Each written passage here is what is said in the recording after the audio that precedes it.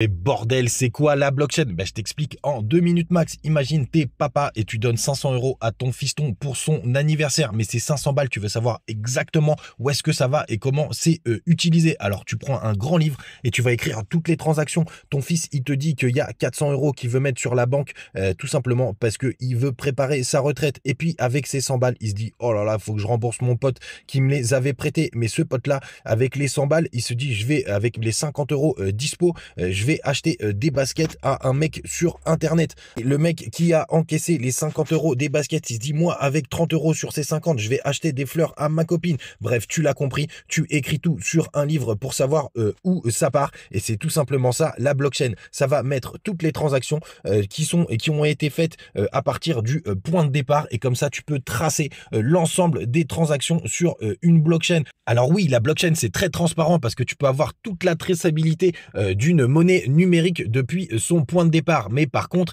c'est totalement anonyme, c'est-à-dire que tout est fait sur des adresses avec des chiffres et des lettres qui sont interminables. Et pour pouvoir savoir qui se cache derrière une adresse, il va falloir faire de sacrées recherches. Et alors du coup, il y a combien de blockchains qui existent? Ben, il en existe une multitude, bien évidemment. La plus connue, c'est la blockchain du Bitcoin, mais tu as aussi celle d'Ether, celle de la Binance Smart Chain, celle de Solana, et tu en as beaucoup d'autres. La différence entre elles, en général, c'est la scalabilité, c'est-à-dire le nombre de transactions qu'elles peuvent effectuer en secondes, mais aussi les frais, parce qu'évidemment, en fonction des blockchains, c'est plus ou moins cher. Ces blockchains que je viens de citer, c'est des blockchains de niveau 1, appelées aussi des layer 1 ou couche 1. C'est tout simplement des blockchains qui vivent sur elles-mêmes, qui ont leur propre écosystème. Abonne-toi, partage, follow si tu veux plus d'infos sur les cryptos et sur le Bitcoin.